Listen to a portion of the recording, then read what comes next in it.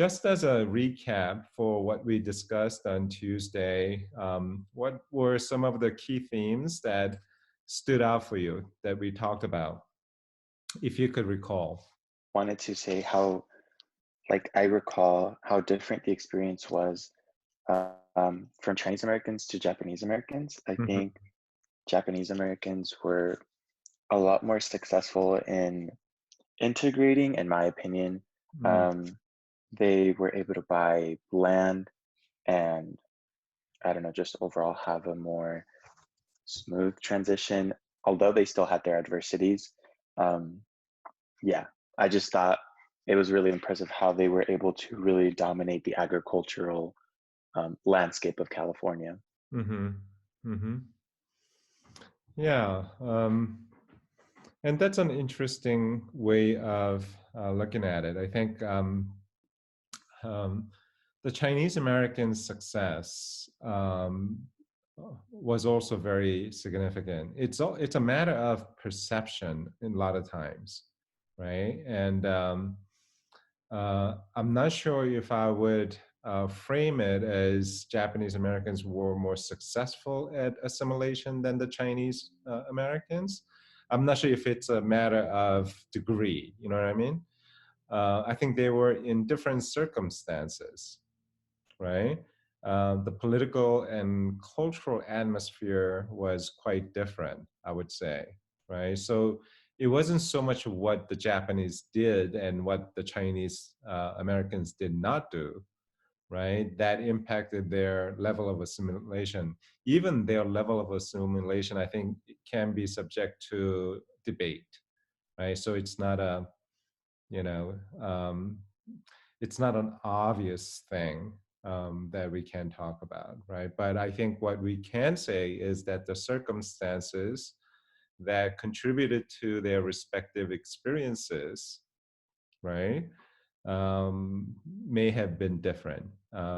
Partly because the Chinese immigrants were the first groups in large numbers to come and interface with diverse sort of Americans and immigrant populations, right?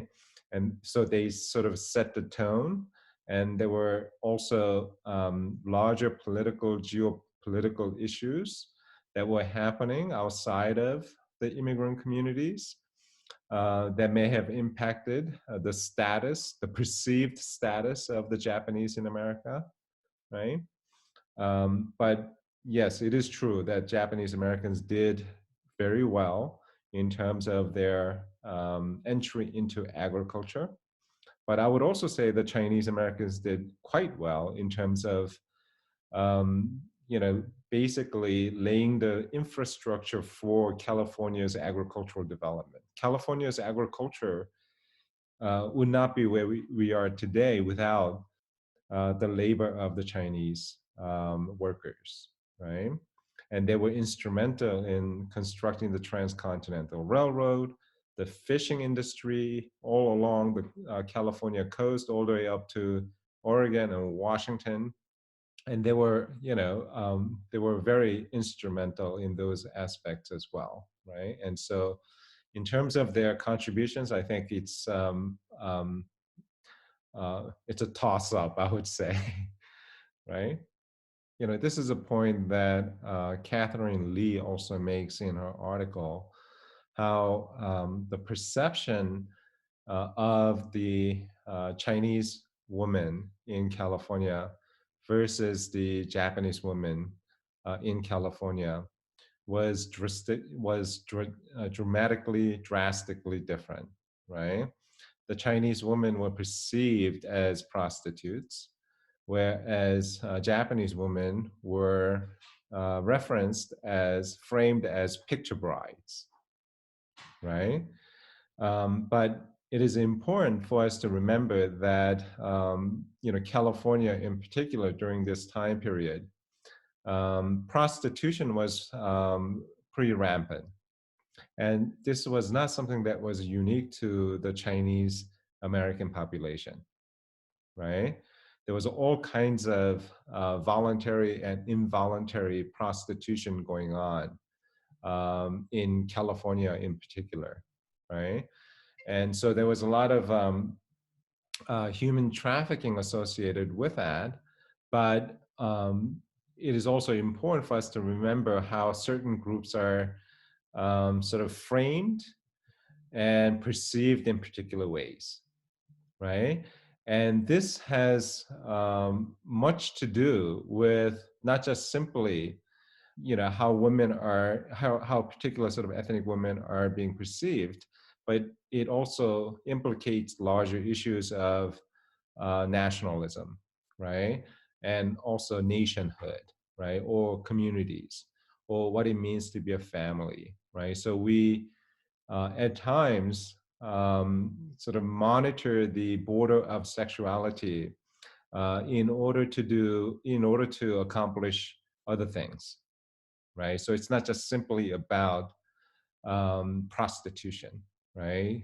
There are a lot of issues that go way beyond what appears to be an issue around prostitution, right? Um, but there are other issues as well.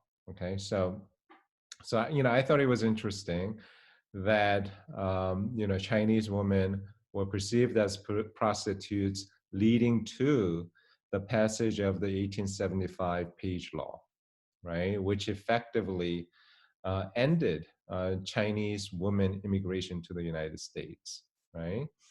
But that did not happen with the Japanese women, right? Because they were, permitted to enter the United States as potential wives, Japanese male immigrant workers. But eventually, however, even the Japanese women were prohibited eventually from entering the United States in the similar way that their Japanese male counterpart were eventually prohibited from entering the United States, right? So these prohibitions or these immigration exclusions go way beyond a particular ethnic group's entry into the United States or their denial of entry into the United States. It speaks volumes about the kind of society and the communities and the values that the mainstream American society seeks to sort of foster and reproduce. So, there's an interesting sort of dynamic between what appears to be a straightforward immigration issue, but what lies underneath it are stronger, deeply embedded social and cultural values of this society. I just have a quick question. I guess this is more of just your personal opinion, but would you say that, like, what you mentioned about underlying problems underneath immigration from the surface, would you say that, but if it's kind of related back to the problem of sexism and how it was very much a prominent speaking topic ever since our country was founded, would you say that's the case for a lot of other cultures as well? It's not just simply a issue of sexism or patriarchy, but I think it reflects the manner in which our society seeks to sort of control, manipulate, monitor, regulate sexuality.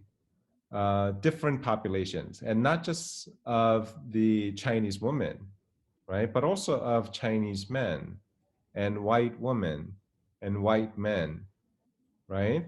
Each and there could be other ethnic populations if we throw into mix like Mexican men or Mexican women, right? Or Latinx men and women, right? Each of these ethnic sort of populations, their sexuality is manipulated, controlled, monitored, all of those things, in order to reproduce certain societal values and to justify certain policies. So Yeah. it's kind of pruning the ideals that society, or I guess certain countries, do or do not want, I guess. Right. Mm-hmm. Mm-hmm. Okay. Yeah. And California at that time was sort of in flux in terms of developing as a society, right? So there was a tremendous sort of diversity And there were a lot of people who were coming into California. They were trying to kind of sort of mete out what California should look like, what kind of values, societal and cultural values it ought to kind of, foster in, I guess, dynamic relationship with a national sort of identity as well, right? But California during this time period was somewhat unique. It was the Wild West, right? Where anything was possible, and there was a lot of violence, there was a lot of sexuality being explored, right? And exploited. And there's, a lot of people becoming really rich real quick. And there's a lot of sort of transient population as well, right? So, California was going through a lot of different economic, cultural sort of transitions. And they needed to, in some ways, sort of anchor sort of the values of, California in particular, by patrolling and controlling people's sexuality. Prostitution, when it becomes a political issue, not just simply about prostitution. There are larger, much more deeply embedded sort of social, societal issues that they're trying to reproduce or foster or manipulate. So let me just finish up then, right? The Japanese American portion of it. So I think the last time we ended the discussion about how the relative success of Japanese Americans as farmers became the basis for anti-Japanese sort of sentiments and laws that were started to sort of pass during this time period to really roll back the success of the Japanese Americans. And the first example of this was what was known as the Alien Land Law that was passed in 1913 by two members of the Congress, Congressman Webb and Haney, right?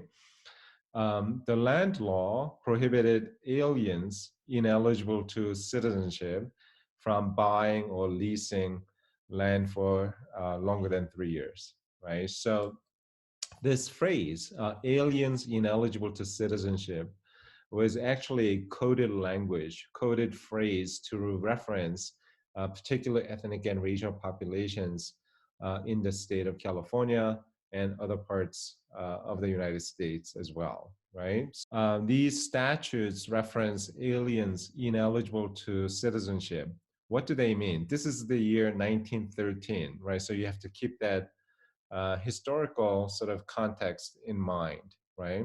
So when they say aliens ineligible for citizenship, what are they referring to? You either had to be white or black. You had to be either white or black. And how do we know this? A woman cannot become a citizen? Point, it was dependent on the status of her husband, right? Yes and no. But women couldn't own land at that point, I don't think. In 1913? So it's a little bit complicated, like everything else, right? In terms of the citizenship history, right? We had two major sort of pathways for people being able to become citizens of the United States. The first pathway was the naturalization, right? People who come to the United States from someplace else as immigrants or non-immigrants, right? People who were not born in the United States, right? They become citizens through the process known as naturalization, right? And this naturalization was framed through the 1790 law, right? Which we talked about, right? 1790 naturalization law, which specified that only free white persons could become naturalized citizens of the United States, right? And this law, the naturalization law, does not get repealed until 1965. But over time, there would be amendments to the naturalization law where free, the term free drops out, after the Civil War, right? Because we no longer have unfree sort of labor or unfree people. And then woman drops out. And so you had to be then just simply white to become citizens, naturalized citizens of the United States, right? Until 1965. Another piece of amendment was in 1870. This was shortly after the Civil War, right? We passed the 13th Amendment, 14th Amendment, and 15th Amendment to the Constitution. And also in 1870, right, persons of African descent and nativity were also given the right to become naturalized citizens of the United States, right? So from 1790 to 1870 to 1965. So after 1870, you had to be, as Edie mentioned, either black or white in order to become naturalized citizens of the United States. Now, gender plays a significant role as well. And we'll talk about that a few slides after, right? Where I talk about the Cable Act in the 1920s that really sort of brings up the salience of gender with respect to citizenship policies, right, through naturalization in particular. So that was one sort of pathway. The second pathway was through the 14th Amendment to the Constitution. The 14th Amendment was passed in 1868, right, shortly after the Civil War. The 14th Amendment has what is known as the Citizenship Clause, which specifies that if you are a natural born at the time of your sort of birth, then you are automatically citizen of the United States. So the definition of what is considered natural born citizen consists of two things. At the time of your birth, natural birth, if you are a citizen, then you are automatically a citizen of the United States. And there are two ways in which that happens. One is if you're born within the US jurisdiction, within the US territory, here in the US or abroad. Or second, if either of your parents was a US citizen at the time of your birth. So you could have been born some other place in Canada or in Mexico. But at the time of your natural birth, if either of your parents was a US citizen, even though you were not born here in the United States, then you are still considered a citizen of the United States. So that was the policy after 1868, right? After we passed the 14th Amendment to the Constitution. Roughly speaking, after 1870, you had to be either black, white, or natural born US citizen. And outside of that, there are a lot of people who did not fall within this definition. And most prominently, it was the Asians. Asians were not able to become naturalized citizens of the United States unless you were born here. The second generation Asian Americans could become US citizens, but the immigrant generation, there was no way for them to become citizens of the United States because of the 1790 law and the 1870 amendment to that law.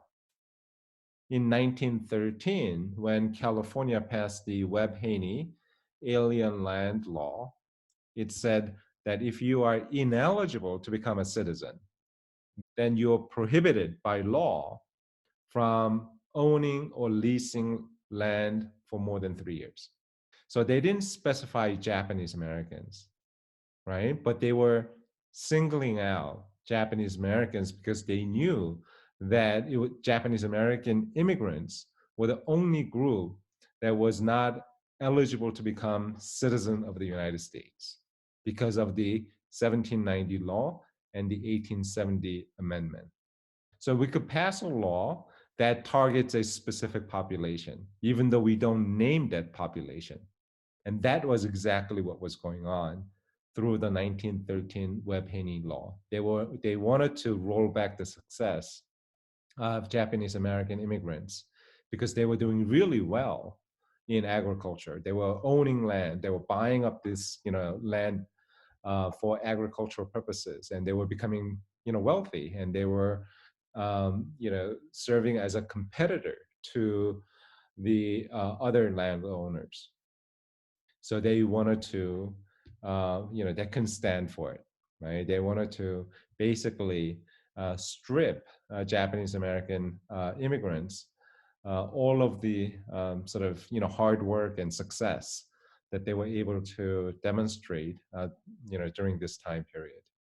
Alien Land Act then was passed in California in 1913. Shortly thereafter, in 1917, 1921, a number of other states followed suit, because in those states as well, there were not only Japanese but also Chinese in agriculture who were becoming successful during this time period through agriculture. Now, here is a newspaper article that I was able to dig up, that was published in 1913, February 26. This was a New York Times article. It sort of, talks about the effort on the part of the Asiatic Exclusion League to drive out essentially the various Asian populations, and particularly the Japanese, right? And I'll just read very briefly, right? It says the Asiatic Exclusion League, with headquarters here in San Francisco, forwarded a letter to President Taft today, charging Charles Nagel, head of the Department of Commerce and Labor, with waste of public funds and violation of his oath of office. So what did he do wrong, right? The league charges that Nagel discredited the work of Daniel Keefe, Commissioner General of Immigration, and prevented him from performing his duties faithfully in order to drive him from office and put a friend in his place. Right? So there's some political wrangling going on, in terms of what people are thinking about the Commissioner of Immigration, right? It declares that Nagel violated his oath to office by allowing improper persons to enter the country and refusing to order their deportation. The letter concludes with a charge that Secretary Nagel has disregarded the law governing the examination of Asiatics at this point. Okay, what in the world is this person talking about?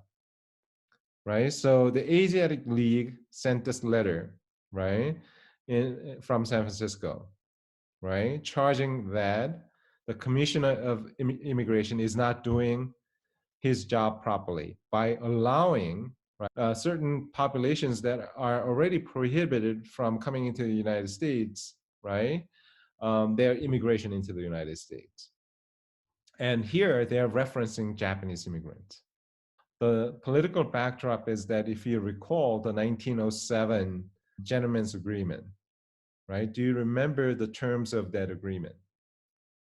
That children were to be integrated into regular schools. That's what Japanese side wanted, right? They wanted the Japanese school children to attend integrated schools in exchange for what? Was it limited amount of immigration? Yeah, that Japan would voluntarily limit immigration of Japanese laborers into the United States. And this letter is complaining bitterly, right, that the Commissioner of Immigration is not doing his job of prohibiting Japanese immigrants from coming into the United States because of the provision that the Japanese government would voluntarily limit immigration, but they didn't. They still allow Japanese laborers to enter the United States because, it was a voluntary kind of thing. The Anti-Asiatic League was really upset for allowing Japanese to enter the United States unchecked, right? Even though we had this, agreement in place between the United States and Japan. And they were particularly upset over the fact that Japanese were not only entering the United States, but they were also becoming very successful in agriculture. Okay. In regards to the questions around citizenship, some of you may be familiar with Ozawa versus the United States case, right? I want you to take a moment to read this particular US Supreme Court case. Right? The justice who delivered the opinion of the court was Justice Sutherland.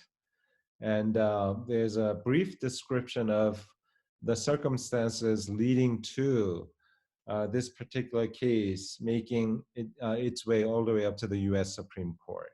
And it reads, the appellant, in this case Ozawa, he is a person of the Japanese race, born in Japan. He applied on October 16th, 1914, right? This is very important, 1914, to the United States District Court for the territory of Hawaii to be admitted as a citizen of the United States. His petition was opposed by the United States District Attorney for the District of Hawaii. Including the period of his residence in Hawaii, appellant had continuously resided in the United States for 20 years. He was a graduate of the Berkeley, California High School.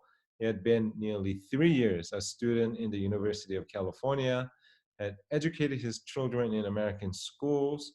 His family had attended American churches, and he had maintained the use of the English language in his home, that he was well qualified by character and education for citizenship was conceded by the US Supreme Court Justice Sutherland.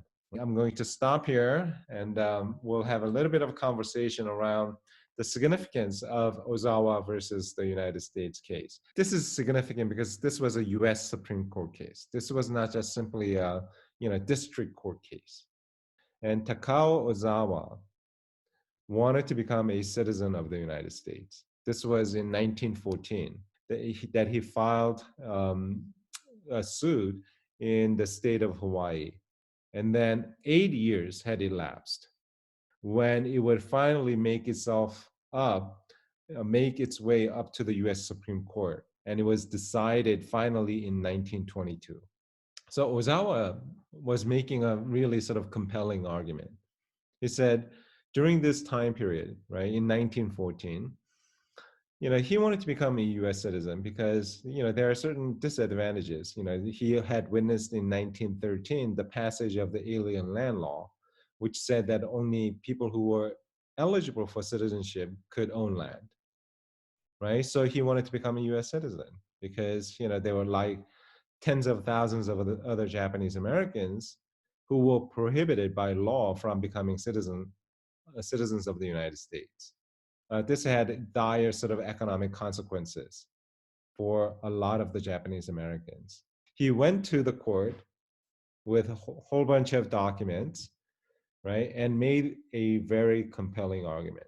He deserves to become an American citizen because he's an upstanding citizen. He pays taxes. He was educated in the United States, went to high school here. He speaks, not perfect, but, functional English. He is a Christian, converted to Christianity. He may even have married a Caucasian woman. Existing law at the time said, that you had to be a white person to become a citizen of the United States. You had to be either white or person of African descent. And so he made really sort of compelling arguments about why he deserves to become an American citizen. What do you think about his argument? That he was educated here, he pays taxes, he's an upstanding citizen, all of those things. Does he have a strong case for American citizenship? Does he deserve to become an American citizen? I mean, that's all I can say for myself is that I went to school here and that I can speak English and that I was born here.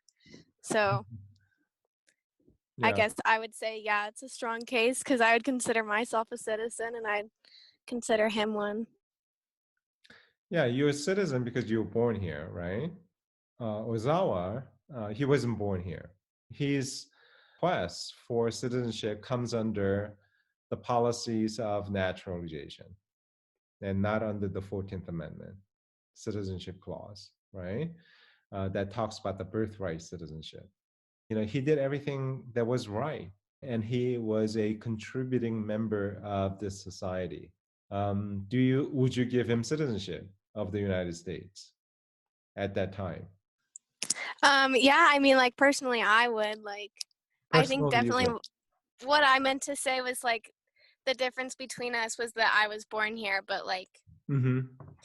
we both contribute to society like equally. I feel like maybe even him more by the time of him contributing to like a Supreme Court case. Like therefore, like he's trying harder to be a citizen than maybe I even was. So I think that Could even you applying imagine? effort.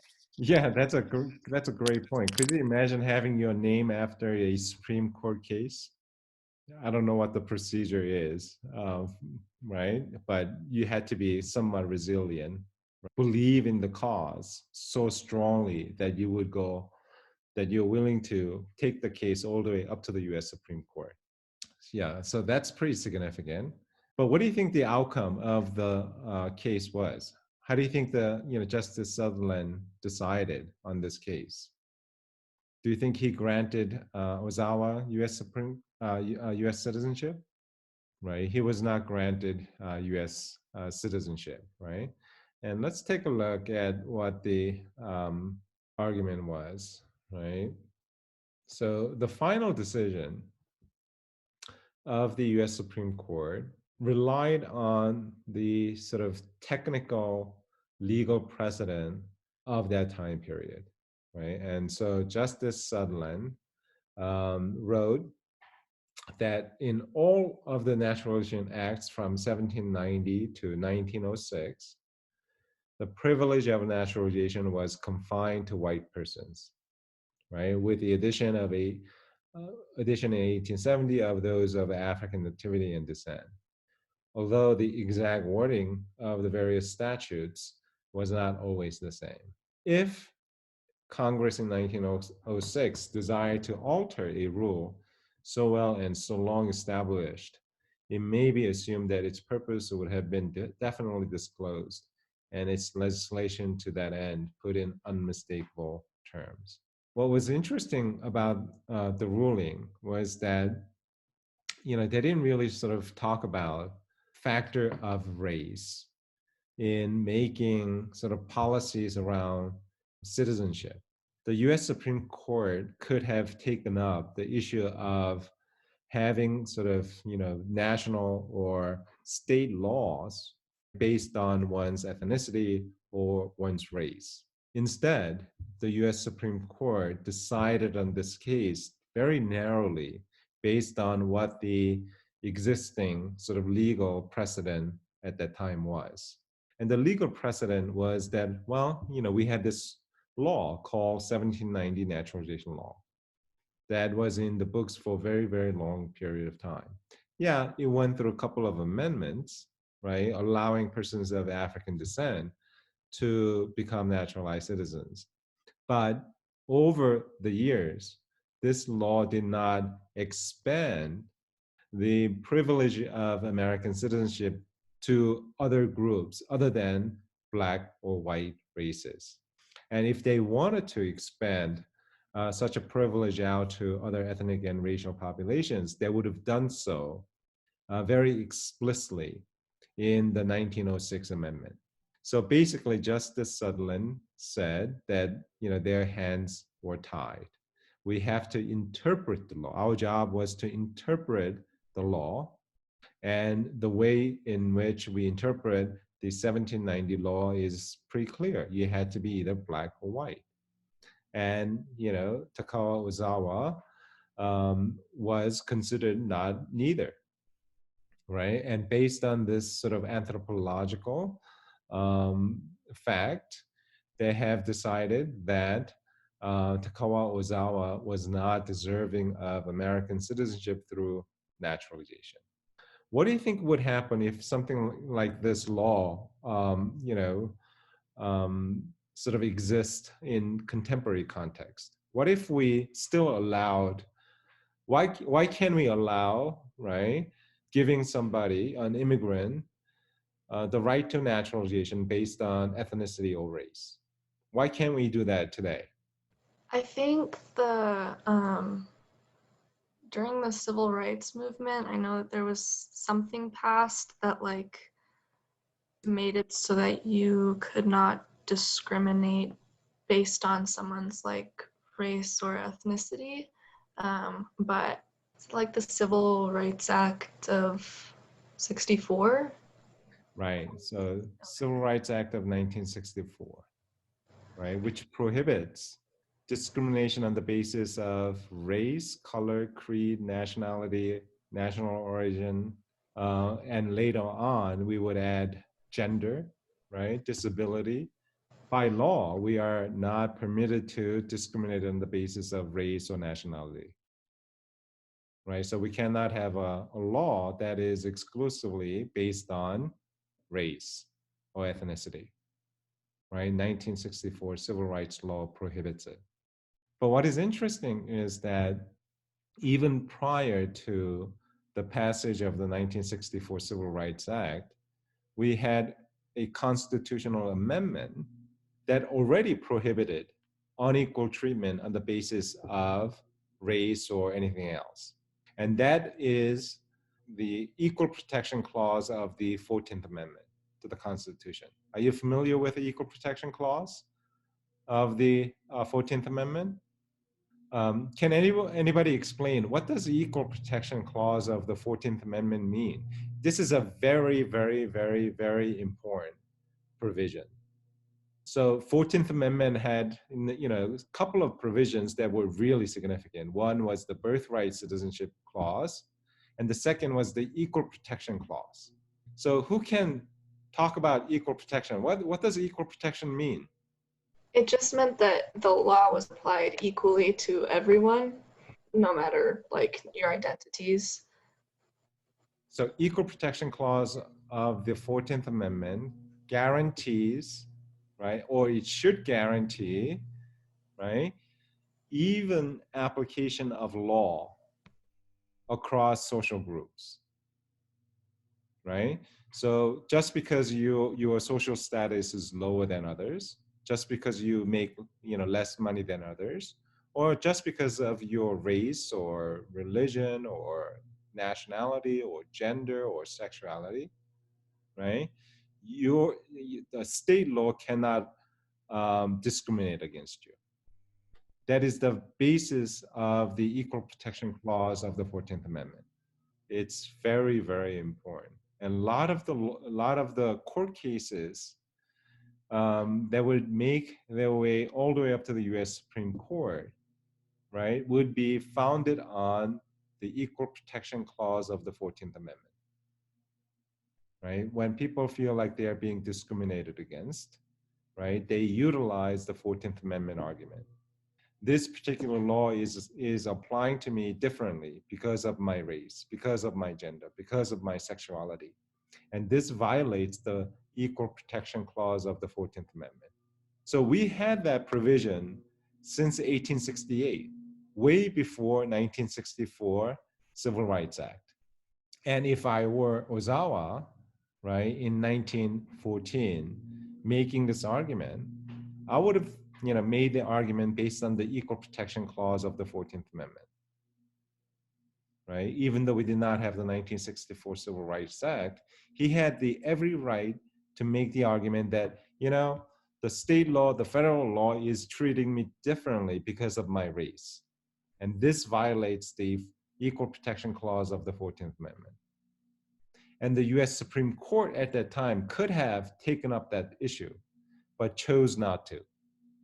But instead decided to make a decision based on the narrow reading of the law at the time, and just simply looked at the legal precedent of the 1790 law and its attendant sort of amendments in order to sort of render its decision that Takawa Ozawa did not qualify to become naturalized citizen because he was not white. Debate continued in terms of then, okay, what the heck is whiteness, right? In the US Supreme Court, people were asking all kinds of questions, right? Because they knew that you had to be a white person to become a naturalized citizen. But, like, who defines whiteness, right? And how did the US Supreme Court justices define and justify what whiteness was? and who was not white. These kinds of conversations and questions raged in the halls of the US Supreme Court, right? Because there were a lot of other groups who were in between, right? Particularly those who were coming from Middle East, for instance. Were they white? Like how would you justify that? What about other Asian populations? What about Latinos? Latinx population, are they white too? Right? So all these groups that were coming into the United States as immigrants who were not born here or who were not natural born US citizens had to question themselves as to whether or not they were white. And they had to prove that in the US Supreme Court, right? So it's a fascinating process. And these questions would last throughout the 20th century until we pass 1964 Civil Rights Act. And Takawa Ozawa was one of the first people to raise those questions. I'm going to move on to another interesting sort of conversation regarding citizenship in terms of gender. It refers to the 1922 Cable Act, right? So I want you to take a moment to read this. It says, independent citizenship to women, severed the tie between marriage and citizenship. And I talk about a little bit of the political context in terms of how things have changed after World War I, the passage of the 19th Amendment, giving women the right to vote, and also equalizing the rights between the sexes, changes in civil rights, also put pressure on other sort of political rights concerns. And then there were some exceptions, right? American citizen marrying an ineligible woman, he retains citizenship. The converse, however, is not true. There's a lot of sort of complicated political things going on, which I hope to sort of explicate after you've had an opportunity to read it, right? Living abroad after marriage differentiates man and woman, stateless married woman, man's country practices expatriation, but not the US. Okay, so there's a lot of stuff going on here, right? Take a moment to read it, take a picture of it, make notes, take notes, and then for the remainder of the class time period, let's talk about this. So Cable Act was very, very important too. And this really created interesting sort of dilemma within Asian American communities in particular. So the Cable Act was known as the sort of the Independent Women's Act, right? And it follows on the heels of the passage of the 19th Amendment a couple of years prior. Most of us are familiar with the 19th Amendment, right? This was the culmination of the suffrage movement for women's equality, well, for gender equality in the United States, giving women the right to vote for the first time, right? Through the passage of the 19th Amendment, right? So shortly thereafter, we passed the Cable Act, giving women independence. What does that mean? How were they not independent prior to the 1922 Cable Act? That's the question. What was the status of women prior to 1922? How were they not, able to exercise their independence? What happened to them? I think that the prior to 1922, women's citizenship status depended on their husbands. So like if you married someone that was ineligible for citizenship, your citizenship also got taken away. And vice versa, I believe. So like if you were not a citizen but you married an American citizen, then you would gain citizenship. Very good. So there's a complicated sort of gender and racial dynamics here with respect to the notion of independence and also gaining citizenship. So say, for instance, if you were a white male who is an American citizen, marries, say, for instance, a Chinese woman who is not a citizen, what happened to the citizenship status of the Chinese woman? what citizenship would this Chinese woman have? Is she American citizen or is she a non-American citizen? If you follow consistently this theory of independence, right, or dependence for women in our society, right, what do you think was the political status of this Chinese woman who married an American citizen white male? Would they be able to even get married in the first place? Like, wouldn't there be That's a good like question. Would they be able to? anti-miscegenation laws? That's an excellent point, right? Some states, not all states, had anti-miscegenation laws. The state of California prohibited interracial marriages. In the state of Utah, it may have been okay because citizenship laws, not citizenship, marriage laws were governed by each state. It's not a federal mandate. So all 50 states could have 50 different versions of marriage laws. So they could not have been able to sort of marry in states where they had anti-miscegenation laws. But they could have gone to a neighboring state and got married. So hypothetically speaking, let's say they went to a state where they were able to get married. So what happens to this Chinese woman? So following Edie's Cable Act explanation, then that would mean she's eligible for citizenship. She becomes American citizen because she's dependent on the political status of her husband.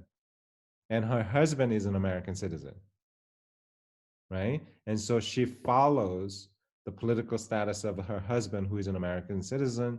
She becomes an American citizen. Let's say, hypothetically, right, a white woman who is an American citizen marries a Chinese man who is not an American citizen. What happens to her citizenship status? Would she lose it? She would lose her citizenship. She would lose her citizenship because her Chinese husband is not eligible to become a citizen of the United States. What if? I have a question. Alyssa brought up a really good point about like the anti-miscegenation laws. Mm-hmm.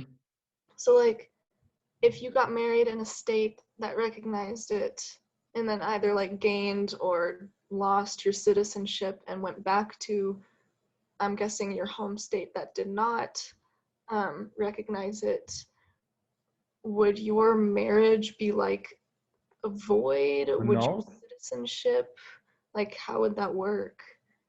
That's an excellent question, right? Because the state has every right to nullify their marriage, right? Or not allow you to exercise the rights and privileges associated with such marriages because they don't recognize such marriages in that state, right? So you run the risk of jeopardizing everything if you move to a state that prohibits interracial marriages. But you could just keep a low profile. You don't have to necessarily diverge your sort of racial status. Do you follow? So like, I don't remember what year it was, but there was the case like 9v9. 9v9, yeah, 1950s. Mm-hmm. Okay, so that would not have applied to the wife's citizenship at all.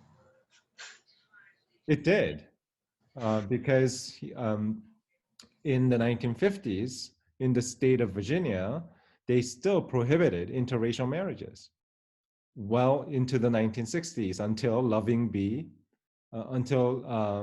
the Loving v. U.S. case, which is a U.S. Supreme Court case, Loving v. Virginia, not Loving v. U.S., Loving v. Virginia case of 1968, I believe, right?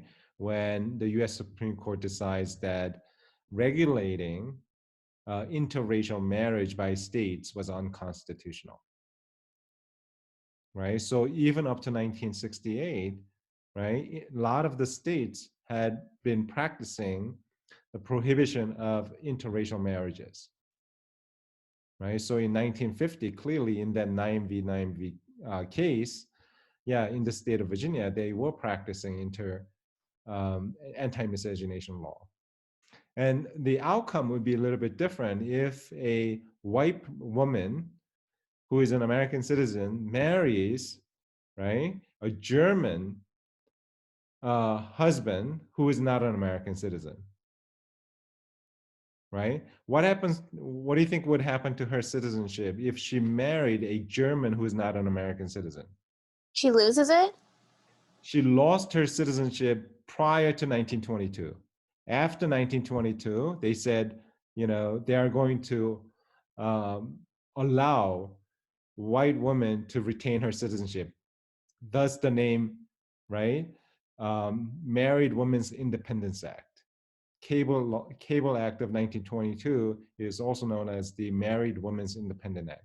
They are still able to retain her citizenship if she marries someone who is not American citizen but is eligible to become a naturalized citizen. But if she married after 1922, if she married an American citizen woman, marries a Chinese man in 1923, what do you think would happen to her citizenship? She still lost her citizenship because she married someone who was not eligible to become a citizen of the United States. There's so much to talk about. So, you know, next week, I would like to ask you to read that article, right, by Catherine Lee. And we'll have some conversations around sexuality, national borders, and ethnicity, race, and, you know, things like that. Okay? And then we'll move on to the Korean American experience.